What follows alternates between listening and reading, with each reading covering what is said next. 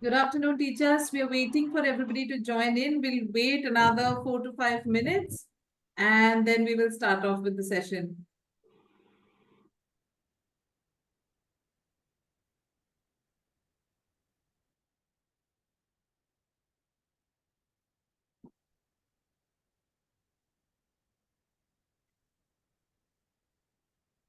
It would be great for those whose names are not appearing and mobile numbers, etc., are appearing to rename themselves, please.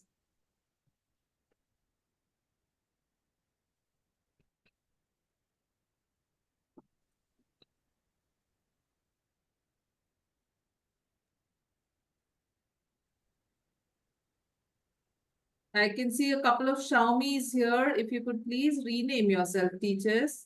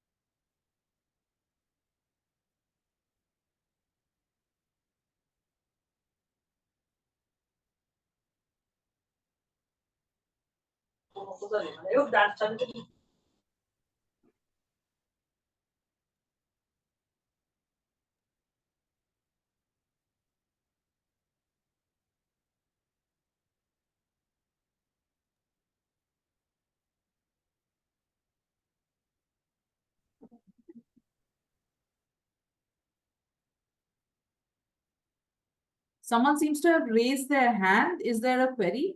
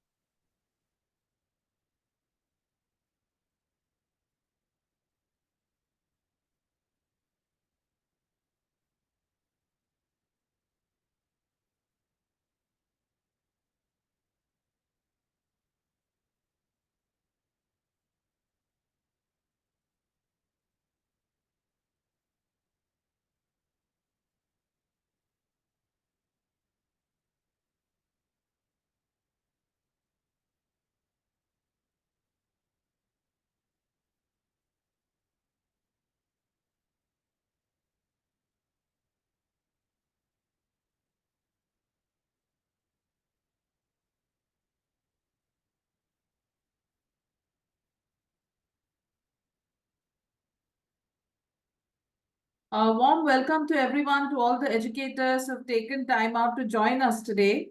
The session was to start at 4. I'm still admitting educators who are joining the call. Perhaps we could wait for a couple of minutes before we started. Our speaker for today, Dr. Gayatri, has already joined us.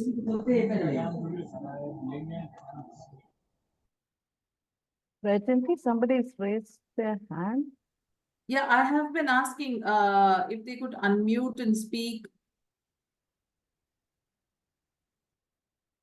Someone has raised their hands. It says 1+ CPH 2381. Do you have a query? Do you want to say something?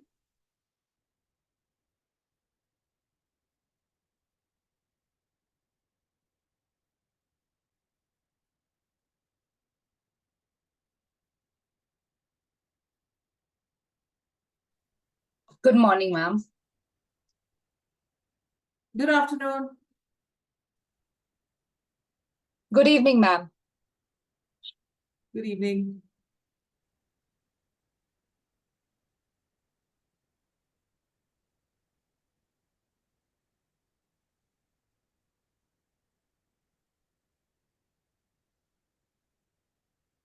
I can see that the person who just said good evening, I'm sorry, I don't know your name, but I think you're in a sweater.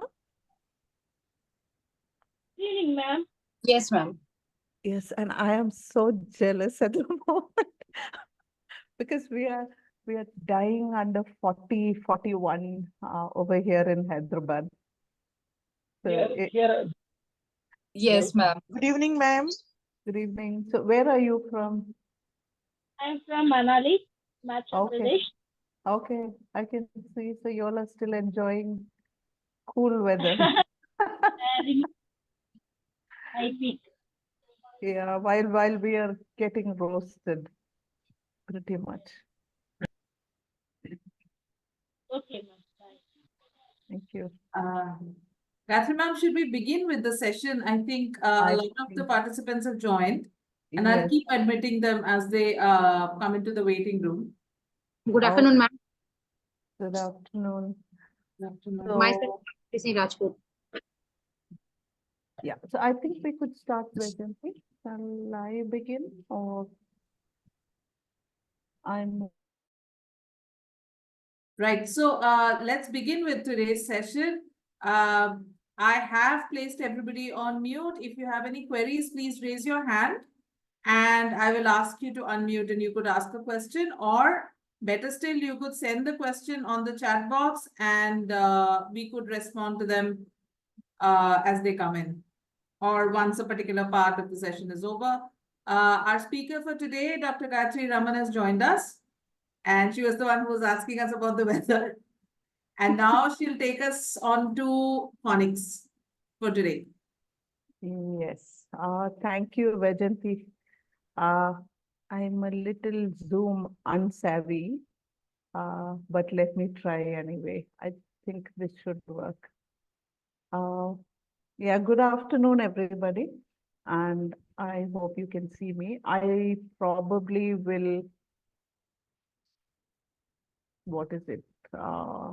Stop the video part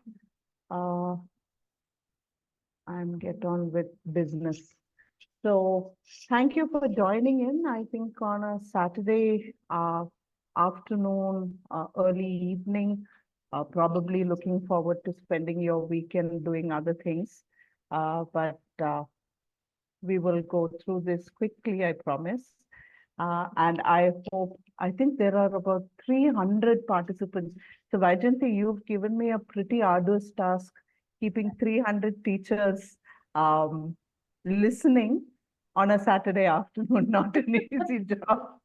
I think everybody was really eager to join this session, which is why on a Saturday afternoon we have so many participants. So, So yes, so I will try and live up to the expectations. So what I'm going to do before we begin is I'm going to show you something on the screen. And I'd like to see if you can unmute. Just tell me if you can read what's on the screen. And probably even, I mean, it's already there in English. It's good evening. But other than English, are there any of the other languages that you can read? Oh, Shondha. Okay. Malai Vanakkam. Oh, Tamil. Okay. Good evening. Good evening, of course. Shubho Shondha. Vanakkam. Right? Good evening. Any of the other languages? Namaskar. Namaskar. Namaskar. Okay. Good evening. Bonzoy. Good evening, ma'am. Bonjour. Okay. Good evening, ma'am. All right. There are languages that you probably don't know, but you should give it a try. Good evening, ma'am. Good evening, ma'am. Don't read the English one, please.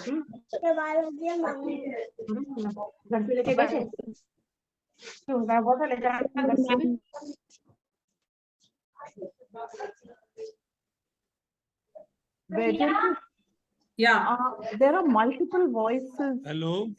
I'm trying to put them on mute, ma'am. Bonjour. Okay, Hello. thank you.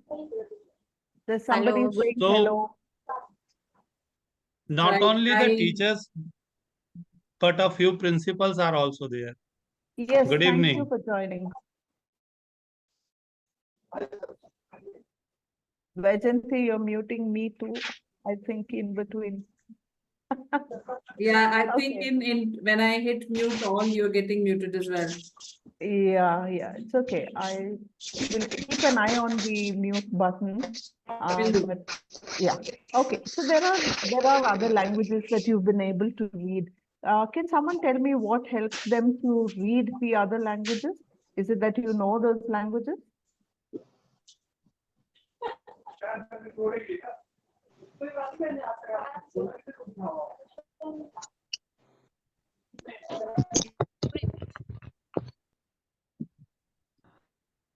Okay, so if you've been able to read some of the other languages like Bonjour or Buenos Aires or Dobry Večer or even God Qual, Bona Tarda, these are not languages that I know, but can anyone, maybe one of you could unmute if that is possible and tell me how we have been able to read these?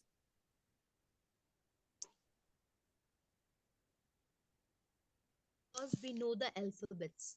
Okay, because you know the alphabets. Anyone else? Hello. Because we know the Okay. sound of the particular alphabet, so we are joining the letters and we are able to pronounce it. Great, because you know the sound of Namaskar, There ma'am. is Yes, ma'am. Phonic sounds. okay, Without them, we cannot read. okay. There was a so there gentleman. is there Yeah. is one school which is called whole language approach school. So Mhm, they say you identify a particular word just mhm. like you identify someone's face as a whole. Okay. So is that the strategy you use Good to evening, read? ma'am. Yeah, good evening. Right. So some Good evening, ma'am. yeah. Okay, this is getting muted and unmuted every now and again. Okay, so we have already said that it is phonics that has helped us. Somebody said that they made the connection between the alphabet and the letter. Yeah. Okay, so welcome to this session, the ELT Commune session on phonics. And we will spend the next 40 to 45 minutes talking about phonics and how it is important in learning to read, particularly in literacy in the lower grades. And as we do this, I will also take you through some of the activities, some of the tasks that we have included in a book that we did recently with Madhuban, Starlings, to just show you how we can possibly make it interesting and fun for young learners. Could I ask you all to mute your mics, please? Okay, so phonics, do we need it? Yeah, and why do we need it? So this debate on introducing phonics, using phonics in the classroom has been on for more than 3 decades. And there was a point in time where phonics really ruled the roost. Somebody mentioned the whole word approach to learning how to read. So looking at the whole word and understanding it, sight reading is another word that we would use. But phonics kind of took precedence and it was taught in a big way in the West in the early grades. In India, we are now catching up. Schools have been teaching it for quite a few years, but with NEP 2020 stressing on phonics, I think it has also found its way into textbooks in a big way. So let's look at why we need phonics. First and foremost, to teach young learners to read and write. So how does phonics play a role here? This is something we will be exploring as we go along. To understand how letters are linked to sounds, just as you did when you read all those other words for good evening. How do we link letters to sounds? Because remember, the link between sounds and letters is arbitrary. It's something that we have fixed upon. It's not something that is a natural link that is established. And to help children become aware of and understand how print on a page relates to meaning. This is the most important part. Helping children form the link between the printed word and the meaning that it conveys. So when children begin to read on their own, they are able to manipulate this knowledge of how written language works in order to achieve success, right?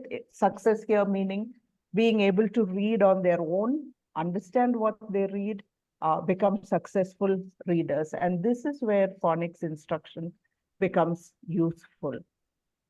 But before we go on to talk about phonics, there is another principle that we need to be aware of, and that is phonological awareness. We are talking about phonics, and we are saying it makes the link between the sound and the symbol, right? So that is the link when it comes to print. But do we have this link with sounds even before we learn to read and write? Definitely. And that is where phonological awareness comes in. So how do sounds in words work? So if I hear a word like good, can I identify the number of sounds in this word, right? So understanding that words are made up of individual spoken sounds or what we call phonemes, that is phonological awareness. Recognizing that we speak in sentences, which can then be broken down into words, syllables, onset, which is the initial consonant sound, and the rhyme, which is the vowel and the consonant sounds following the onset. Finally, if children have good phonological skills, then they are going to have or at least be successful readers. But if children are going to struggle with identifying the sounds that they hear in the spoken language, then they're going to face difficulties when they start learning how to read. And I'm sure people have heard of something called dyslexia. This is one of the main reading difficulties that children face when they start learning how to read and write in school. So if we are able to teach them phonological awareness early on, starting from kindergarten, then we will be able to tackle these kinds of reading difficulties and help them catch up with their peers as they go along. So what are the levels of awareness? I thought this is something that might be interesting for us to know and also bear in mind. At the word level, rhyming, yeah? So cat and bat or this and his, these are rhyming words. And I'm sure this is something we do all the time when we teach poetry in class. Alliteration, that's a literary device, but that's very much a part of phonological awareness. So being able to say sheep sleep on ships, yeah. So to be able to say that sheep and ship have the same sound, that is another level in phonological awareness. Sentence segmentation is being able to look at a sentence and count and say how many words there are in it. Now, it might seem very simple to you. Why should we even bother about this? But remember, we are talking about all of this at the level of pre-literacy, before children start going to school. So can a child just hear a sentence and say, there are so many words in this sentence. These are the words that rhyme. What are the words that have the same beginning sound or the ending sound? Yeah. This is very, very important. Of course, we don't really do these things in our languages, though without our realizing it, many of the rhymes, many of the songs in our languages that we teach our own children have all of these elements in them. Yeah. And unconsciously, we are teaching them all of these things. So when children come to school, they're equipped with this in their own languages, but not in English. Yeah. When we look at syllable, then we also need to teach our children the awareness of one syllable versus disyllabic versus multisyllabic or polysyllabic words. Phonological awareness at the level of onset and rhyme looks at consonant blends, consonant diagraphs, that is the beginning or the initial consonant in a word. So for example, SP as a cluster, or SK as a cluster, or CL as a cluster. Yeah. I will show you some activities that we have in our primary textbooks that have onset and rhyme identification. The rhyme, as you can see, is the first vowel sound that follows the consonant. Deepika, could I please request you to your mic? Deepika Gul.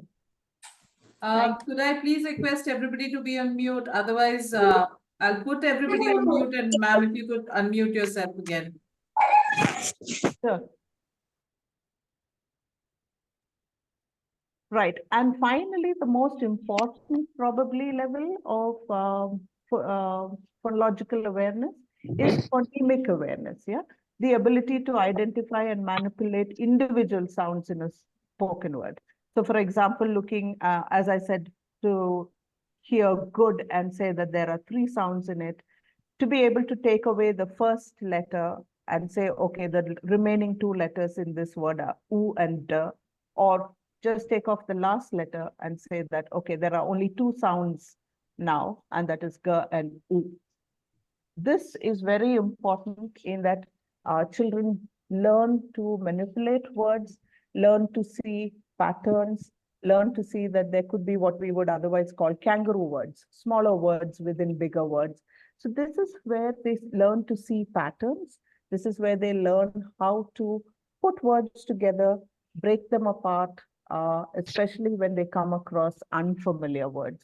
So phonological awareness, as we will see next.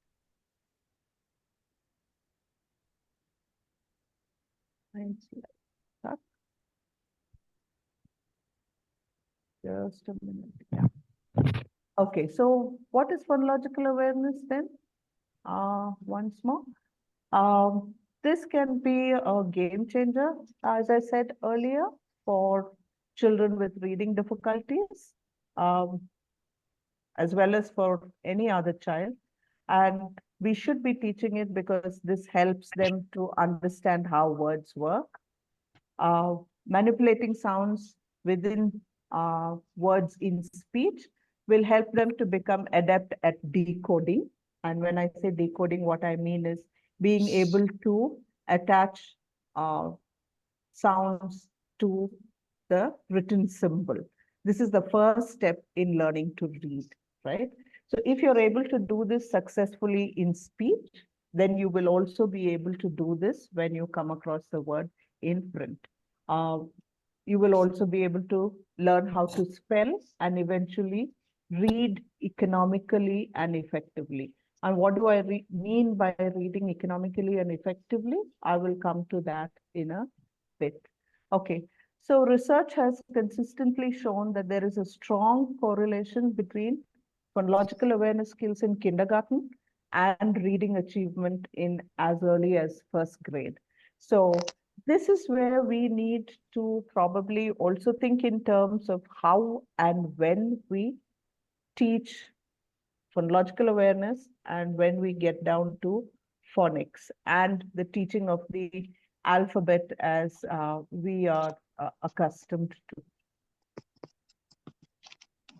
So once children can manipulate speech sounds, then phonics helps them to establish the connect between speech and print, or as we call it, phoneme-grapheme correspondence. So knowing that the word cat has 3 sounds, and knowing that the k sound maps onto C, the a sound maps onto A, and the t sound maps onto T. Now remember, when children come into school, they already know what cat means, right? So I had spoken earlier about establishing the correspondence between the word and its meaning. So they know cat, they know that it's an animal, four-legged, it has fur, it can be in different colors, it makes a mewing sound. All of this information is available to them. But when they start learning to read, they have to now make the connect between cat, as they know it in the auditory mode, to cat as they see it in the visual mode, in the written mode. And that is where the challenge lies, because we know that C can also be represented, the k sound can also be represented by K, right? And C has both the hard sound and the soft sound. So there are so many intricacies that they need to grapple with when it comes to learning to read. And this is where phonics can make it easier. And I'm saying only easier. It's not the only way out, because there are lots of inconsistencies when it comes to English. So just as I said, cat can have the hard k sound. C can have the soft s sound if you think of C in peace, P-E-A-C-E, even in P-I-E-C-E, right? So there are, as you know, many exceptions to the rule in English. And what we will have to do then is a judicious use of phonics. It will have to be systematic, and it will have to be in terms of the simple ones, the transparent ones, we shall see. So once we establish the importance of phonological awareness, once we teach our children phonological awareness in the early years, say in kindergarten, once we teach them how to manipulate sounds in speech, then we can go on to the correspondence between sound and symbol in writing, and that is where phonics will begin. So if you ask me where should phonics begin, I would say, because we start teaching English in school at various grades, not right at the start, give them some time to understand how speech works, yeah, and then begin the explicit instruction. So explicit connection between sounds of spoken language and written symbols. This is particularly challenging in a language like English, because there is no one-to-one correspondence between the sound and the symbol. So you could have the f sound represented by F, GH, PH. Yeah, so there are so many variations. So this is where, again, phonics comes in handy. Think of your own languages. Do you think they are regular or irregular? Do you have a one-to-one correspondence between sound and symbol, or is it variant? If one of you could unmute your mic.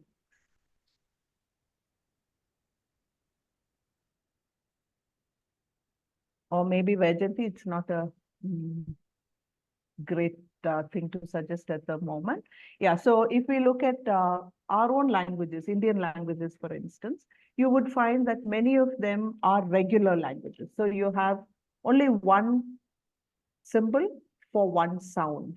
So it becomes very easy to make the connection, right? So if I have to say her in Hindi, there is only one symbol for her. If I have to say R, there is only one symbol.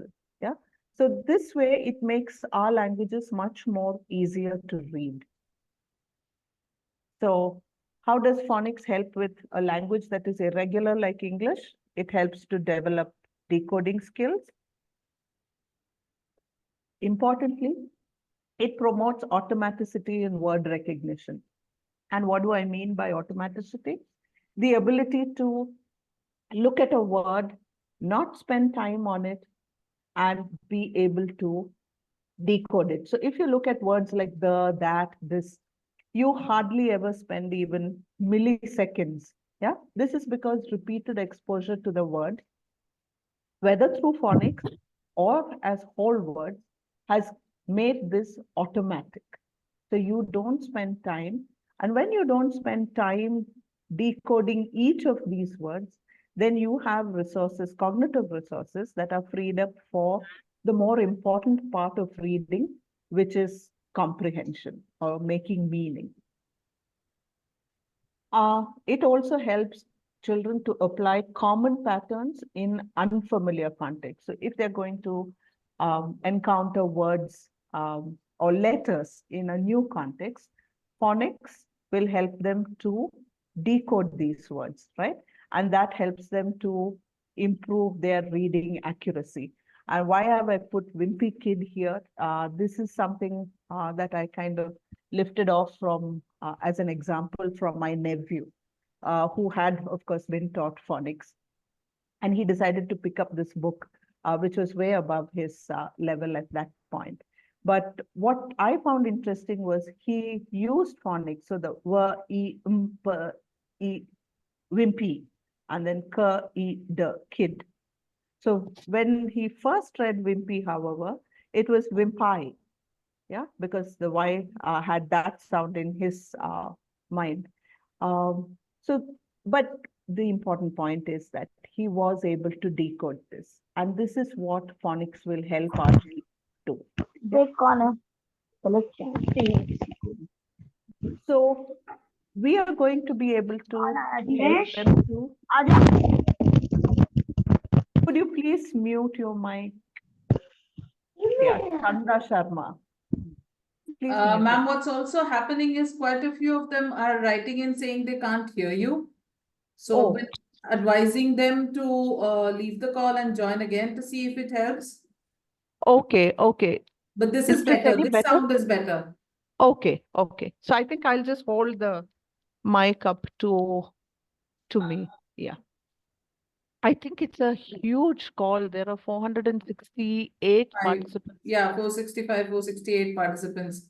Yeah, yeah. So this is really huge. I don't think I have done so many numbers on a webinar. Right. Those who are raising hands, could you please type out your questions? Because I don't want to interrupt ma'am while she's speaking. If you could just type out your questions in the chat box, that would be great. And Vaijanti, maybe you could, because I have kind of taken that box off my screen. Right. So if there is anything you would like me to address in between, just interrupt. Feel free to interrupt. Okay, thank you. And people are writing back saying voice is now clear, ma'am, and you're fully audible. So yay. Okay, okay, thank you. Yeah. Okay, so let's go on. Yeah, so we are going to be able to help them to read with greater accuracy. Yeah, greater accuracy and greater fluency. So by fluency, we mean the ability to read more number of words in a minute. Yeah. So if you're going to be reading fluently and accurately, then you're going to be reading faster and more smoothly with fewer breaks, trying to understand what the word is in itself. Yeah. And that is going to lead to better comprehension. So like I said, the more we take care of the decoding part and the more automatic decoding begins, then the more resources we have left at our disposal for comprehension. And that is the larger aim of reading. So it's not enough to just teach our children how to decode words, right? Many of us kind of, I think, and initially even the phonics movement, if I can call it that, the stress in research and the stress in the area was in helping children to decode. But in that, we forgot that we had to also look at meaning, which is the larger, mandate of learning how to read. So making meaning, and if you are able to free up time from breaking the word down into its individual components, then you're going to be a better reader. Okay. Phonics also promotes accuracy in spelling. And before you can say, oh, but no, not really, because children who learn phonics also have difficulties in spelling. I put that caveat in to say exceptions do remain. So things like photo, where you have a PH in and the sound is a F.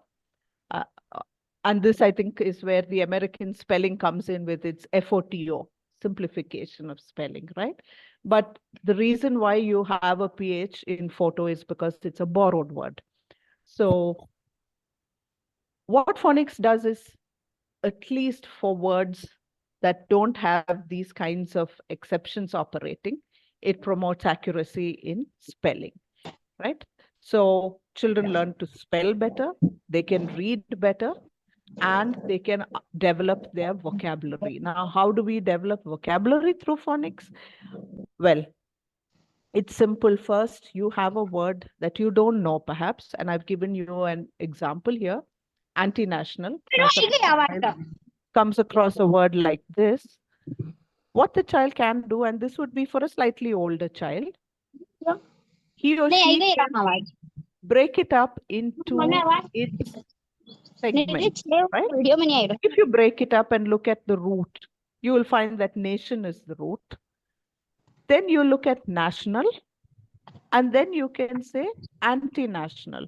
So if the child knows that anti is a suffix that means not, then the child can easily arrive at the meaning that anti-national means someone without feelings for the nation, yeah, or someone who doesn't have very nationalistic feelings.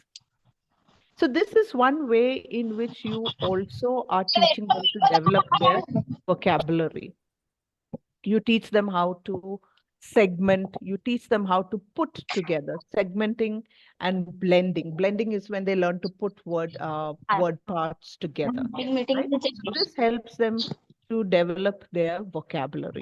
So phonics is not just a one-dimensional tool, let's say, in this context, but it has various advantages in literacy acquisition. So let me now take you to the second part, where we look at some of the activities that we can use as teachers in the classroom. And I'm sure many of you are already using these. Out of 460 odd teachers, I'm sure you're using many of these. But some of us do get caught in the rut because perhaps our schools don't give us the leeway, or we are stuck for time. But there are simple activities that we can use in the classroom to teach phonics. Yeah.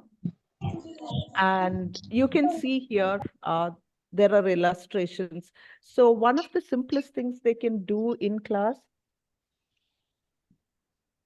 with very young children is to get them to use their own body parts. Yeah. So you can make them use their thumbs with their fingers folded inside to teach them the difference between B and D, or B and D. So the right hand is D, the left hand is B. You can get them to circle or trace the letters on the backs of their classmates. Yeah. So that is using the multisensory approach. So you say the letter or the sound, and you also trace it. You can trace it in a sandbox. You can use sandpaper. You can ask them to sit in various shapes. So you can have a V, an L, an A. I'm having a class and you people are distracting me. ये online आप class लगी? Oh, that is so sweet. Somebody's asking their mom, I guess, whether she's in a class. Oh, yes. So we could start with sounds of instead of alphabets. And I think this is an important thing to bear in mind. Traditionally, we've always taught them the 26 letters of the alphabet. And that is where the confusion happens because A can have so many different sounds as vowels, right? When we talk of uh, so instead of teaching them alphabets, it the phonics approach is to teach them sounds. And you start with consonant sounds because most of them, again, caveats, as you can see, are fixed. Teach them the common vowel sounds. I've said A here. So maybe the most common sound that A represents as an A for cat, because that's, I think, if you look at any of the books where they begin with phonics, you have cat, bat, at, mat, hat, right? So these kinds of sounds are the sounds that we could begin with. And you could begin with activities of the kind that I have just mentioned. Yeah, these are easy for children to remember, and these are multisensory. So giving them inputs in different ways is also going to make it easier for them to remember, recall, store in memory. And this is what we want to do. The more we strengthen the association between the sound and the symbol through different modes, through different ways, the better the reading ability is going to be, the less the confusion. One of the activities from, I think, the grade 1 book of Starlings, and I mentioned earlier, identifying sounds in words. Yeah. So this is one of the activities there. So how many sounds in toy? How many sounds in girl? How many sounds in do? And you can see here a little poem, the fat cat, a cat with a hat, fancy that. Yeah. So you will see that at has consistently been put in red. Now, the reason for that is because we are pointing out the sound and the symbol correspondence, right? So after the basic sounds, you could move to simple words that are transparent. So there is no confusion here. Is this a hard sound? Is it a soft sound? This is pretty clear. After that, we move on to simple sound combinations of the kind that you see here on the slide. And I've said encourage nonsense words. Why would we want nonsense words? Because we're trying to teach them language and we don't want them to come up with nonsensical things, do we?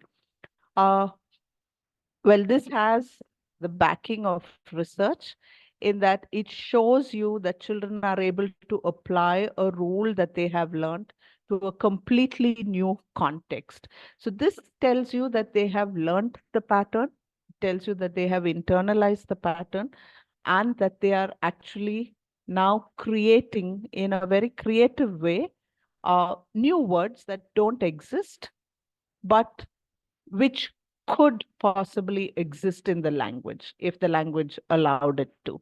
So that, if you're familiar with a particular lingo, is also a way of saying that. Yeah. So in some dialects of English, it is permissible to write THAT as dat, yeah, in the spoken version of the language, when you're talking in terms of dialogue. Ma'am, there's a question if you would like to address it now. Sure. The question is, kindly let me know how we can remove the confusion which is created by different sounds made by the same letter, because for the little ones, we have limited scope to do it.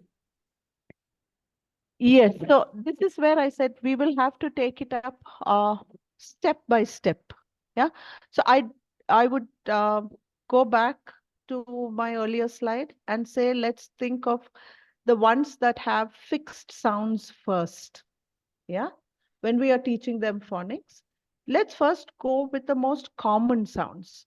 So if you're thinking in terms of k for cat, I know.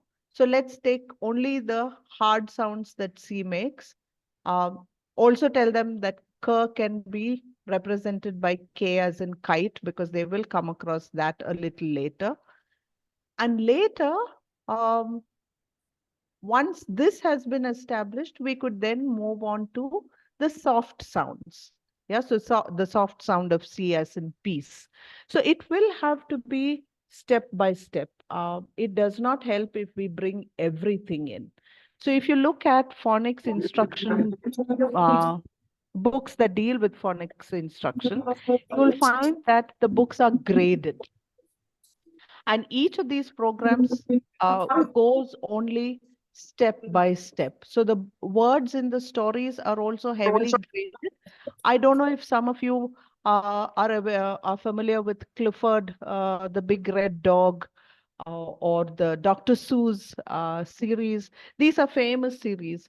And these are all books that are heavily phonics driven.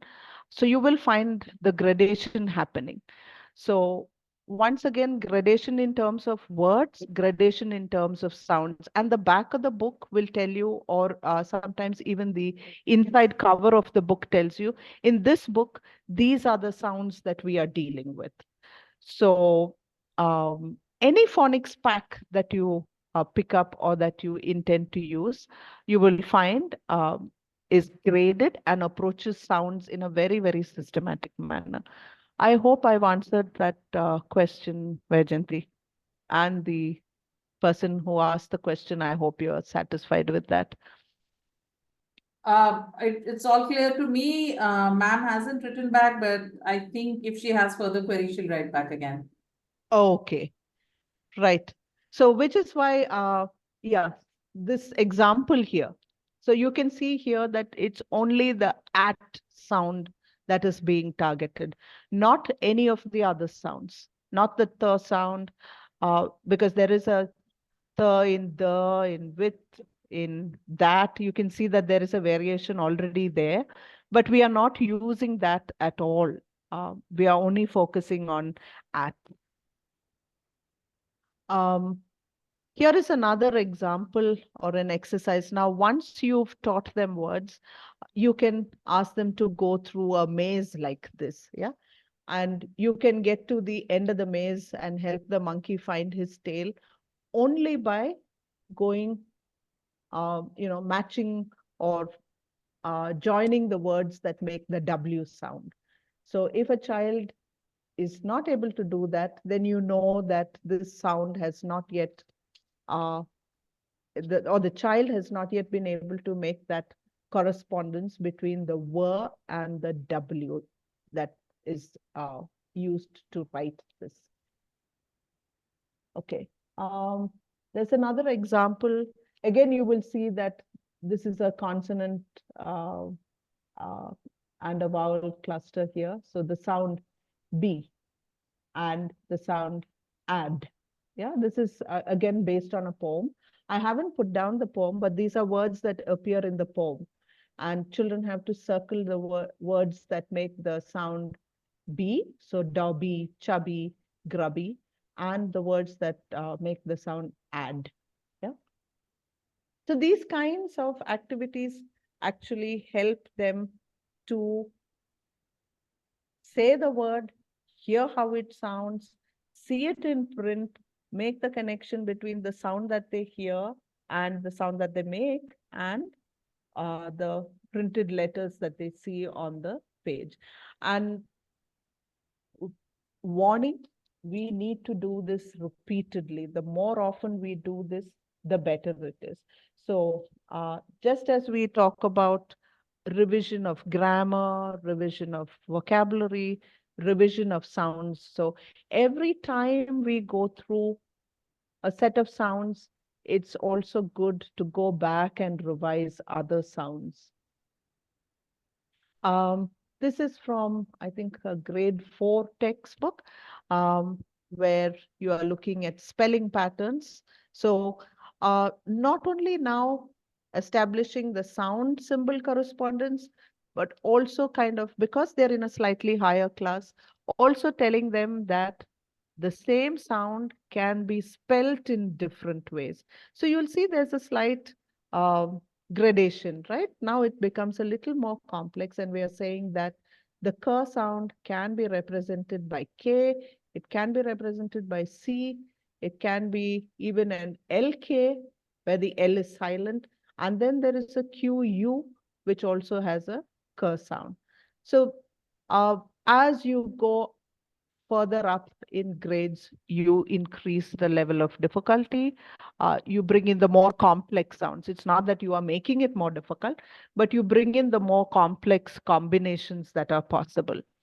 So this is where they have to kind of, I think, find all the words in the same line that make the k sound. Yeah.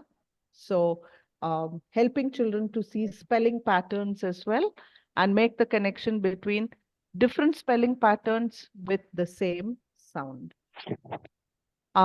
We also talked of consonant blends earlier. So teaching them different consonant blends. Now, consonant blends can be at the beginning of a word. Consonant blends can be at the end of the word. They can even be in the middle. But what are the most common ones? So some things that we need to bear in mind, look for the most commonly occurring blends. Look for the most commonly occurring sounds. Look for the most transparent ones. I think these are principles that you could keep in mind when you think of phonics. Start with these and then slowly move to the more complex, less frequent, slightly more um, opaque patterns. Yeah. So that they already have the concrete ones there in place with them before they can move to slightly more difficult ones. So if you look at this, you have SP, CR, BR, yeah, and this is a combination of consonants, and children have been asked to answer it through riddles. So the activity is in the form of a riddle, yeah. So the aim here is to also make sure that they enjoy it while being able to see the patterns. So the answer for the first one would be brick. The other one is spider. Yeah, and they can see that the first bit. So spider, yeah, for example, they already know this. I have 8 legs and I'm in a very famous movie, Spider-Man. Yeah. So this helps them. This also gives them cues. So what we are also doing is we are putting it in context for them. So we are not teaching phonics simply in isolation, but we are putting it in context of their own real world experience. We're putting it in the context of reading. We're putting it in the context of writing. And this is very important. Phonics should not be taught in isolation, just like any other skill should not be taught in isolation. Okay, this is an act, or these are 2 activities that deal with vowel lengthening, and they are from 2 different books. The first activity, the one in the blue box, you can see the level is a slightly lower level. It only says snakes bite fish every day, but in the story, the fish bit the snake. Say these 2 words, bit and bite. Yeah. And do you notice that the middle sound is different? It doesn't tell you why it is different. It doesn't tell you anything else. It doesn't give you any rule that you need to follow to understand. It just asks you to read the words aloud and circle the word that has a different middle sound. Okay, so this is only at the level of recognition. This is only asking students to listen, pronounce, and circle. Now, if you look at the other one, the activity in the red box, you'll see that it is slightly different. It has words like brain, strain, pain, and then it has another set of plain, flame, stake, and then a third set, tray, display, relay. And you have combinations of letters in red. Now, this is again highlighting the pattern. Yeah. We are telling them that there is a pattern. And if you pay attention to that pattern, you will be able to see how the vowel changes. So, did you know that adding E at the end of a word changes a short sound into a long sound? Yeah. And then the spelling rule as well. So this is a slightly higher grade 4. And this is where you can now start telling them these things more explicitly. Yeah. So in small doses, initially keep it simple. Don't need to give them the explanations. As they grow into higher classes, then we can give them the explanations. And even then, it's only as a did you know, this is to draw it to their attention. We are not drilling it over here, but we are making them understand, right? Okay.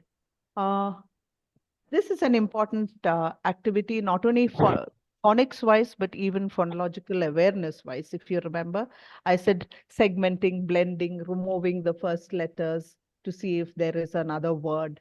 So this is an activity of that sort, yeah, where you remove the first letter and then ask the child to pronounce the word. So that will tell you whether the child knows what the sounds of the letters are and whether the child is able to isolate.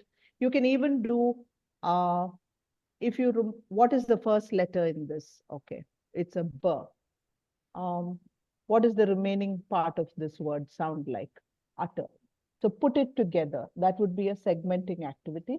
Here we are saying remove the first letter, which means that they have to remove the first sound and then say utter or order or hat or air. Ma'am, your voice has become not so loud again. Oh, now? Yeah, much better. Okay. Right. So deleting is another important activity in phonics. Helps them to play with words. Yeah. And playing with words, I think, is very, very important. As not only young children, I think even we as adults at some level like to play with words, be it punning or kind of creating new words of our own. Those of you who uh, have been doing that thing on what is that? Wordle. Yeah. When you have to kind of figure out what the word is in 6 guesses and you're experimenting with different vowel combinations, different consonant combinations. This is exactly what we are doing. Can I have an SP combination or can I have an SK? Can an SK be followed by an SKL or an SKE or an SKA? What are the combinations that are possible? Because you have only 6 chances to guess the word. So games like this can also help children with phonics. Yeah. So these are fantastic ways to help them with learning how to create words, words that exist, words that don't exist, expand their vocabularies, and get ready to, you know, jumpstart the business of learning how to read. Okay, so if that is the case, then this begs the question, is phonics alone enough? So if we've taught them phonics, then they're going to be fantastic readers. Is that what we are trying to say? Well, we need phonics. And I am sort of on the fence, if I can confess, about phonics, because it does help you. It does give you a really good start.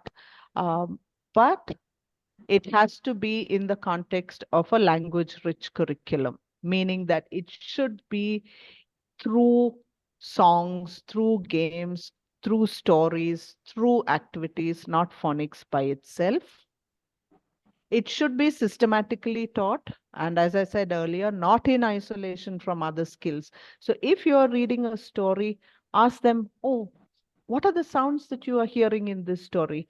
Which words have the b sound? Which words have the k sound? Can you pick them up for me? Yeah. Just as we would do with reading comprehension. Who is this character? Or why did he do such a thing?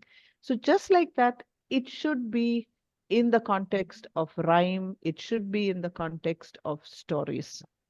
It should be in the context of even written activities. So can you write me 4 lines with as many words using the per sound and the ter sound? Yeah. You should encourage children to see patterns and apply sounds and sound patterns. So I think this is something that our rhymes are rich in: nursery rhymes, poems, puppetry. And if we go back to our own tradition of puppetry and storytelling, we will find a lot of rhyme and rhythm in this. So patterns, right? And this is something we should encourage our children to do, because this is providing them with rich input, not only in terms of language, but in terms of sounds, in terms of meaning, in terms of words. So in every sense, in terms of ideas, you are providing them with input. And why am I focusing so much on input? I will get to that. Encourage them to use these patterns in their own creation. So like I said, write 4 lines of your own, create a little verse of your own, write your own little poem. Why is this important? Now, this is important because this input is something that they might get only from the school, only from the language classroom. Many of our children go to schools where English is not the language of the home. English is not spoken outside. Of course, today we do have mobile phones with YouTube and various other apps in it. But remember, the perhaps the best source of language comes from teacher in the classroom, and definitely in terms of literacy acquisition. So learning to read, and if you are aware of the ACER report, India's literacy rate is not great at all. And the reason for that is that children are not able to read. So if we can teach them and not able to read not only English, even in their own mother tongues. So if we can use phonics, if we can teach them how to decode and get to become fluent, accurate decoders, then we are going to be able to teach them to be good comprehenders as well. So decoding skills have been shown to be crucial in elementary grades for typically developing children. They're also crucial for dyslexic children, that is children who are struggling with learning how to read, children who find it difficult. If you've seen Tare Zameen Par from ages ago, uh, the child there is a typical example of a dyslexic. So explicit phonics instruction is of great help in situations like this. And if we are able to create good decoders, then we are giving them space to be able to become effective readers. That is, readers who can then allocate all the resources that they have to figure out the meaning of what they are reading. So this is where phonics is important. So phonics is one part of the story, the beginning part of the story, if I were to say that. The second half of the story and the more important part of the story is comprehension. So in elementary grades, in lower grades, if we can teach phonics well, if we can teach it effectively, then I think we are on the path to building a nation of good readers. So I think I'll stop here now. My clock says 5. Ma'am, there are also a number of questions in the chat Yes. group for you. Okay, now chat box. Will you come to the chat box? Yes. Please. There is a question that I think you would have to read rather than me reading it out. Okay. If you could, in the chat box, if you could just put in the search box 492051. Oh, okay. Now, where is the search box of the search? It's of at the top, there's an empty box with a lens next to it. Oh, okay. Let me see. I have maximized this and now I can't. Okay, is it not showing? Mm, Wait, let me read it out. So, what I'll do is I'll copy and I'm pasting this to the chat. So okay, that I can't do. I'm not being able to copy and paste. Let me see, can I forward it to you? No, I can't forward it to you. Let me just scroll down. Uh, Useful, informative, thank you. Hello, ma'am. For which age group is that the one? Hello, ma'am. For no, which age there's group? one that says, can we use the phonic train? Like the letters Okay, let's SATPIN, and then underneath that, if we can write the sounds. wait. Can we use a phonics train like Yeah. SATPIN? Then KCEHRMD. Okay. This is what to teach the sounds, is it? I'm not quite sure what the question. Right. I'm also not sure what the question meant. Also, ma'am, I think your speaker has gone further away. Okay, okay. Yeah, this is better. Yeah, so I'm not sure. Could this person 49? Oh, this is so horrible. It sounds like some. Yeah, could 492051 say what they're trying to ask? I'm not sure what. Is it that you want to teach these in a particular sequence or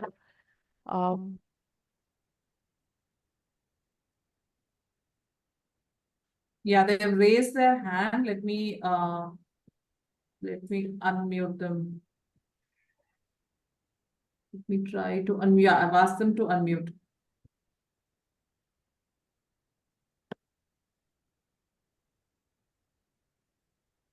Ma'am, meanwhile, could you address the questions that follow after that? Okay. And we can come back to this. Okay, what is the question after? One sec.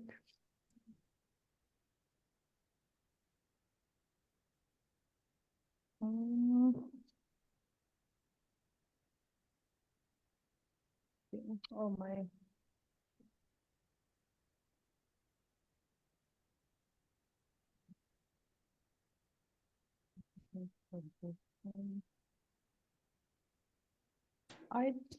I don't see too many questions here, Vajanti.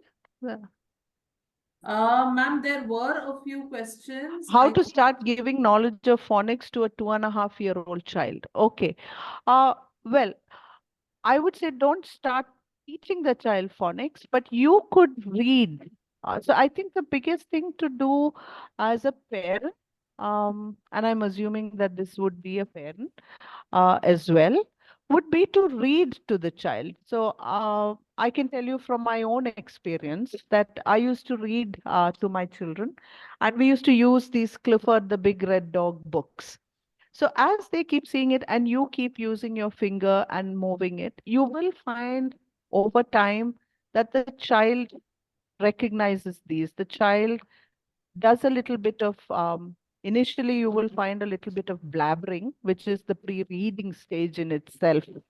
But that is where the child is actually attempting to read. And then you will find that the child does pick up these sounds, pick up these words. So there will be whole word recognition happening, but there will also be awareness of this sound. So initially, like I said, the point is not to teach phonics explicitly in terms of sound letter correspondence at 2.5. That is for phonological awareness. Yeah. It is when we start dealing with print. So give them as much input in terms of the language itself. And then you can come down to teaching it explicitly. Okay. So read as many books as you can to your child. Name of the book that I mentioned was Clifford the Big Red Dog. That is one. And Dr. Seuss as well, you mentioned. Dr. Seuss also, yes. Those two have been my favorites over time. There's also another question, ma'am, which is related somewhat. For which age group students, like when do we start teaching them phonics and up to which grade can they continue to be taught this?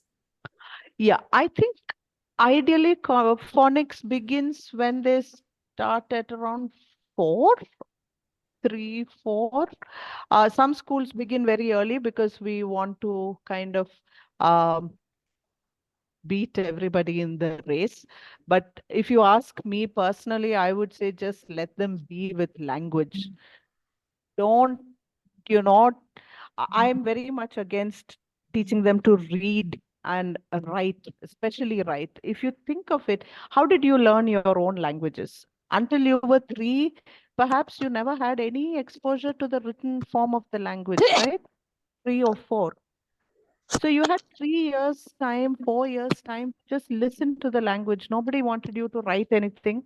But when we go to school, what we do is with a language that we hardly even speak at home, we begin to teach them to read and write and not give them any exposure to listening and speaking.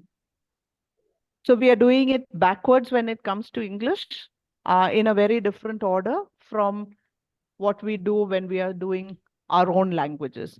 So even if you start at 4 and 5, I think with teaching them the sound and symbol correspondence is good enough.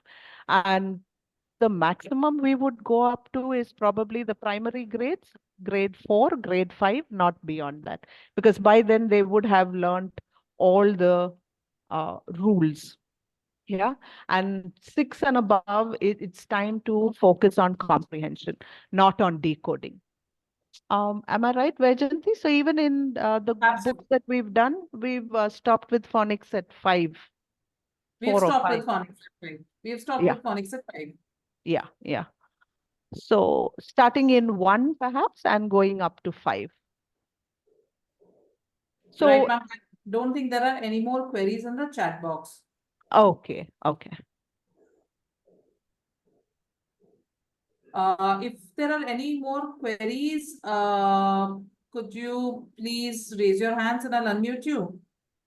Or I could unmute everybody.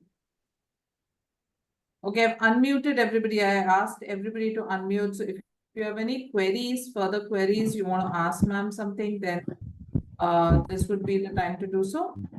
Good evening, ma'am. Good evening. Ma'am, I had a query related to the word CH. Generally, when we pronounce it, it goes with, if it is A, A, B is ba, C is ka. When it comes to the word like CH, church, and then choir, how to clarify that? There's a lot of disturbance. I'm sorry. I just want to. I asked everybody to unmute, so now there's a lot of sound that you can get into the background. Yes, I heard the church and I heard another word, choir, but choir. choir. Yes. Yeah. So just I wanted to know that when we are dealing with alphabets, we generally teach them with and A. If it is A, we tell them that you have to start with then it is ba, and then ka, and then da. So when it comes to CH, how to explain it to them that church is also there and choir is also there, but it Yes. starts with CH. CH, yes. So this is exactly what I said. So when you talk about C, for example, yeah, C says ka, K also says ka, right? So these are the exceptions. So these exceptions, these kinds of sounds will need to be taken up at a later stage. So you first teach them the most common sound for that symbol. Yeah. And then later you can also tell them, look, there are exceptions to this. So there is a list of words where CH has the k sound and not the ch sound. So if you look at church, chair, chest, these are all ch sounds for CH. But if you look at character, choir, these are all k sounds. Now character and choir, how many times are you going to encounter choir? It's not a very common word that we would use. Whereas ch, in a chair is a much more common occurrence. So this is where I said the frequency of occurrence of that word, the transparency, the more the likelihood of children encountering these words. These are the principles that we need to bear in mind. So if we are using or going by let's say a phonics instruction program, then you will find that it is set in a particular pattern. I think one of the things that also happens is that we do it on the fly the way we know it. We've not been trained. Many of us have not been trained in phonics programs and how to implement them. Because somebody says teach phonics, the principal or and with all respect to the principals here, because this is something that's come as a diktat from somewhere else, right? Today it is NEP saying teach phonics, teach morphological awareness.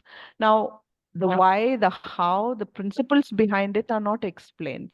So I think it's important also to be trained or to at least find out what is the manner in which these sounds have to be introduced, which sounds need to be introduced first, and which ones come later.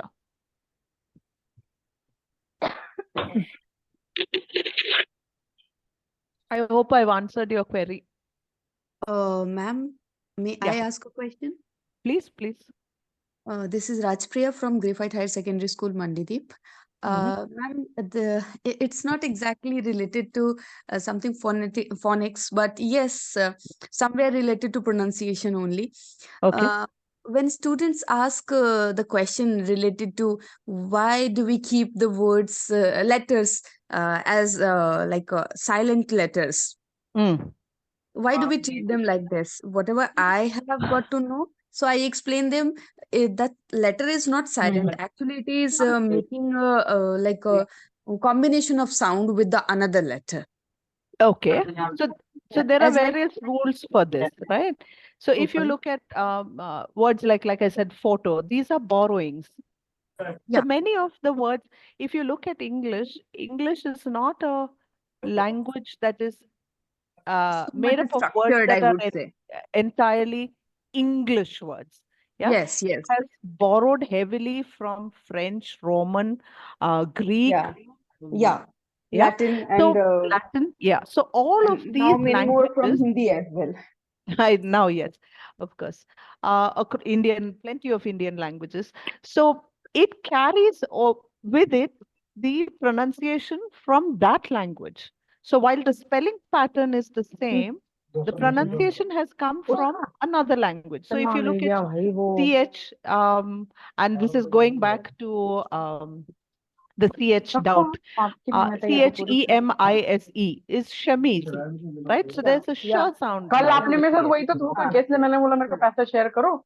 मुझे लगा आपने मेरे को 100 रुपए दे रखे हैं, I am but so आपने तो वो वापस ले लिए थे 200 रुपए sorry. Can you और 100 please रुपए put वापस yourselves ले on लिए थे, mute? और 200 का तो मैं पूरा सामान ले आई थी उसका। Please, I'm putting everybody on mute again. Yes, well, I'm yes, sorry. Vaijanti. Please unmute yourselves to ask questions or raise hands to ask questions.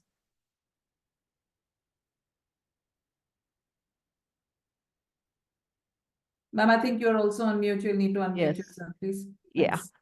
done. Yeah, so as they grow older and when these questions begin, you could explain to them that these are borrowed words. In fact, you can even ask them to go and search it up. That would give them, a sense of eureka. I found out why this has a silent letter. So there are various spelling reformations that have happened. Some of them have been untouched by the spelling reformations. You can see the Americans are simplifying spellings, but the English are not. So when you're following British English, for example, you have to spell it as PHOTO. The Americans give you the freedom to spell it as FOTO. Okay, so this is the reason why some of those silent letters exist. Psychology, for instance. So yeah, so that's it. Ma'am, there's a request saying if you would please stop sharing your screen so that participants could see you. Okay, they want to see me. I thought they They might. They'd be happier. Okay, Raj Okay, Priya now, ma'am wants to ask a how do question. I Ma'am, stop? Okay, if okay, you found would, it, found if you it. would stop sharing, and then if you would switch on your video, that would do the trick. Yes. And Rajpriya ma'am, I have unmuted you. Yes, ma'am. Thank you so much. So, ma'am, basically, what I explain the students that okay, so there the words are creating some combination sounds, and as well as since the letters, or you can say the words are borrowed words from different languages, so they have brought the pronunciation of that language, but the spelling Correct. here, Remains right? the same. Yeah, yeah, Okay, cool. absolutely. So, at the So, same time, when the confusion comes about the silent letters, do we have any specific set of rules except the words like L, which comes between A and K, or few common? Do we have any yes, specific? there are spelling rules. So, like I said, it was only like maybe 15, 20 years ago that I kind of stumbled on something called the rabbit rule, which is the doubling of consonants when it comes between two vowel sounds. So, Okay. so if you have RABBIT, and Yeah. these are disyllabic words, right? So when you Yeah. have Yeah. disyllabic words, each syllable has to have a consonant. Okay. So, rab, bit, and that's how. So when you have two vowel sounds, then the consonant in the middle has to be doubled. Now, Okay. nobody taught us that, right? So if Yeah. you have Right. falling, if you have happen, so there are rules. There are a lot of spelling rules, but we've never been taught spelling rules. We've kind of Exactly. The discovered them biggest along the way. difficulty right now we are facing is that we are not in a way, we are not taught in a way in which we are expected to teach.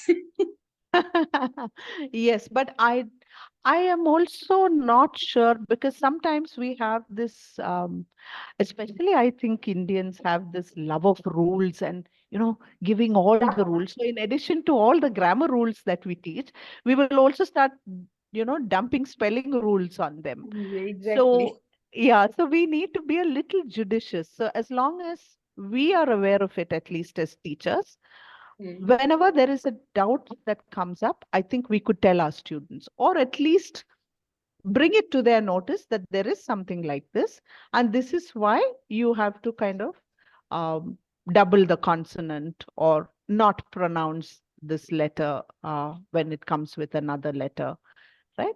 So Got it. as pointers, but So not as instead of, rules to be learned. yeah, exactly. So instead of giving them as the notes of rules, when it comes in between, we must tell them, okay, with this spelling, you can learn this. Correct. Okay, Not got it, ma'am. notes in the notebook. Got it. Thank you so much, ma'am. Thank you, Priya. There's another question from Himanshi ma'am, I think. Okay. I can see 2, 4, 6. Himanshi ma'am, could you ask your question, please? Or there's a question from Anshu ma'am as well. I'm going to ask to unmute her. Good evening, ma'am.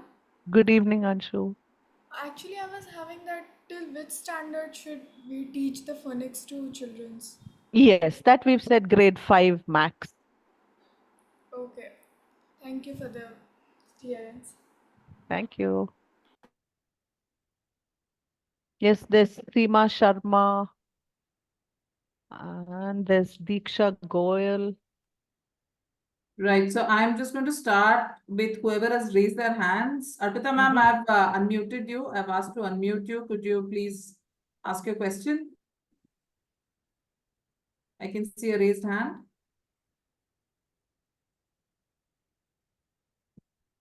Okay. I'm hoping, Vaijanti, that the questions were answered and they forgot to put their hand down.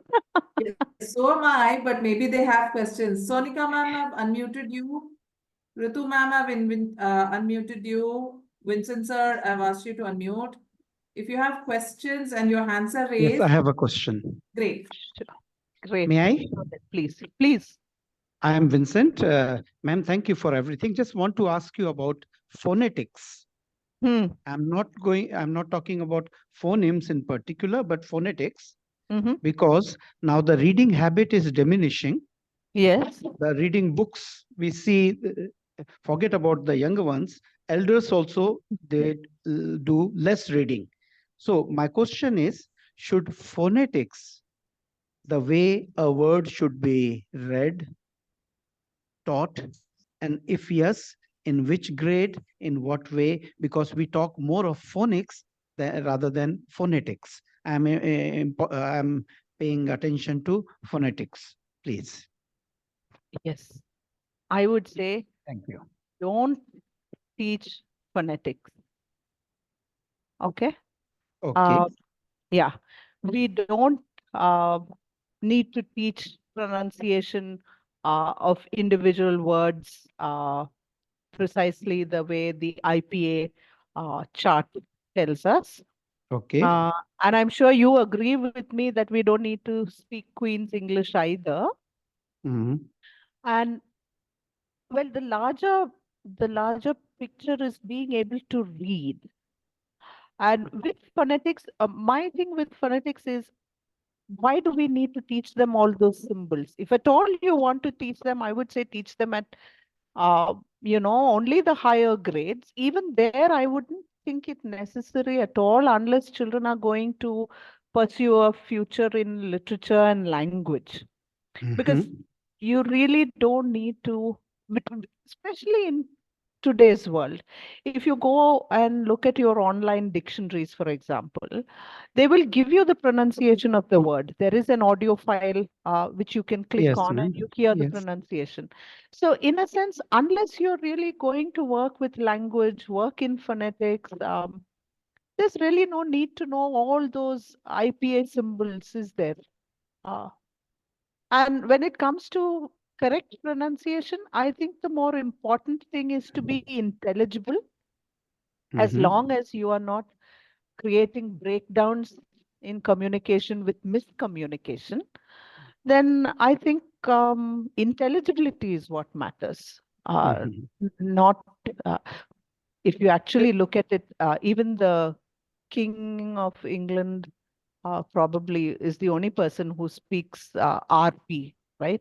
The rest of the family doesn't speak RP. People in England don't speak RP. RP is, I think, a construct and probably spoken only by the former queen and the current king. If I may interrupt you, ma'am. Sure. The reason why I said this is many of us teachers make mistakes which are picked up by students. For example, EPITOME, it is epitome. But many, I've heard people saying it epitome or true. Tortoise, tortoise, people say, or there are many words, kernel, I mean, we can talk of many words depending on the British English or American English. So what I'm interested in is in teachers as well, whether it is class 6, 7, 8 or 4, 5 or 9, 10, should phonetics be taught? I will still subscribe to phonetics need not be taught. Okay. What you need to do is to think of correct pronunciation. And you're right. The teacher is perhaps, like I said, in many cases, the source of correct pronunciation. So as a teacher, if you're not sure, it is good to look up a dictionary, check with other people whose English might be better than yours, and find out what the pronunciation of a particular word is, than going with your own, intuition.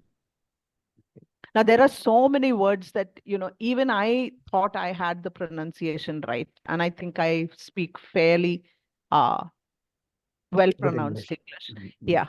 But I didn't know that that was the pronunciation until somebody else kind of, pointed it out to me. This word is pronounced like this. And I'm talking about a word like PENCHANT. Yeah. Yes. So it also depends on what words do we encounter frequently. Is it really necessary for you to know these words? in the spoken form? Is it enough for you to recognize it? And then also find out what the correct pronunciation is. And I think today we have plenty of apps, we have tools. So going back to Daniel Jones, looking up the IPA chart, I think is something that, to be honest, even teachers won't, right? Teachers do Because not know about Daniel Jones, even though he's that's what I he's said. one of the Forget best Daniel kids. Jones. Daniel Jones is someone who you will do only if you are doing language and literature. Yeah.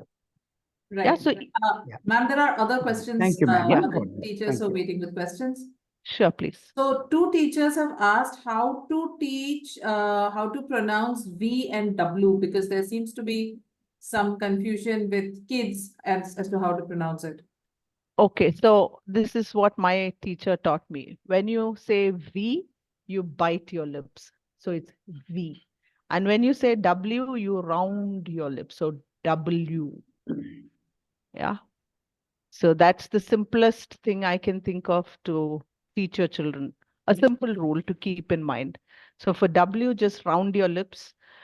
For V, just bite your lips. It'll come, actually, it comes quite naturally when you say very. Yeah. It comes Right. quite naturally. So you just have to go with that. Right. The same teacher has asked, how can we, how can we teach students to pronounce the A and the letter A and the letter E sounds, for example, to differentiate between pan and pen? What's a good exercise, or how do they go about doing that? Oh, what's a good way to teach it? Well, one would be, of course, to look at these. Now, if I were to use jargon, it would be to look at it as minimal pairs, right? So you look at all the words that have a and all the words that have e. So pan and pen, what is the difference? It's the one sound in between that's making the difference, right? So you can have man and men, tan and ten. So you can do that kind of contrast. That would be one activity. You can ask them to draw up a list of words. You could do the kind of maze activity that I showed, or the grid activity. So you need to keep, revising these all the time. And if you find that children have difficulties with particular sounds, that means that those are the sounds that you probably need to revisit. So teaching them through multisensory approaches, or giving them more tasks, asking them to draw up lists, asking them to change it and see how the word changes. These are things that you could do in class. Thank you, ma'am. I just wanted to know if there are any more questions related to phonics, because some teachers are saying that they're unable to unmute themselves. Okay. Right. No, there does not seem to be any questions. There do not seem to be any questions related to phonics any longer. There are some questions I can see continuously popping up about the attendance link. I have, if you go through the chats, please go through the chats. I've shared a mobile number to join our WhatsApp group, the Commune. Yeah, this is another question that I've not quite understood, which is why I hadn't read it out. Sound of Z is G, ma'am, is the question. No. Yes, I just saw that. Would you know what that means? No. Because this has come earlier as well. The Okay. teacher who's asked that, could you unmute yourself and ask? Sound of Z. Shraddha ma'am, should I unmute you, and will you ask the question? Oh, okay. No, Vajanti, maybe. Uh, I don't know, but I know in Hyderabad, for example, and I think maybe this is the question. I'm just answering out of my own understanding. So there are words like zoo and zip, right? But these are often pronounced as Jew and jip, just as you would have the j sound for G. And a word like regimental bazaar, which is Regimental, is pronounced regimental bazaar with the z sound. And this is something that has always kind of caught my imagination, and I have not yet been able to find an answer to this. So why is it that speakers here say Jew and Jip when it should be zoo and zip? So initially my thing was, okay, maybe the Z sound does not exist in the language, that is Telugu. So maybe that's why. Right. But then they are saying regimental bazaar where it should be regimental. So that sound is there, but so my own conclusion, and I don't know, somebody who knows phonetics here and who knows the language will have to help me with that. So maybe there is no Z in the initial position. That happens in many languages, right? So in an initial position, maybe that sound does not appear. Just like in Hindi, we don't have a sk sound. So you have an iskul or a sakul, Hindi, Punjabi. There is there is a vowel insertion either at the beginning or in between. So perhaps this is the issue. I think maybe that's what that may have been the Shraddha question. was asking. Right. Ma'am, I don't think that there are any further phonics related questions. And a lot of people have written in saying they have had great fun in this session and they would want more such sessions like this. More phonics? There are, you won't believe it, while the session is just about to end, there are 8 people still in the waiting room. Oh my God. So yeah, I don't think that I'm going to let them in right now because the session is at a close.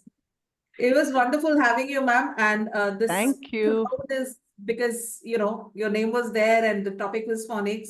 So there, if there are any further questions, we will email you those questions. Sure, please, please. And thank you to all the 400 odd teachers who sat in on a Saturday afternoon when I'm sure they had many more things to do. I heard a little voice saying, "Aap class mein ho kya?" That was so cute. So please go and enjoy the rest of your Saturday and Sunday. Have a good time. And I do hope we can catch up again on Commune, Vajanti. Yeah. Absolutely. Absolutely. Thank you. Thank you so Thank you much. so much. Thank Yeah. you. Bye. Bye.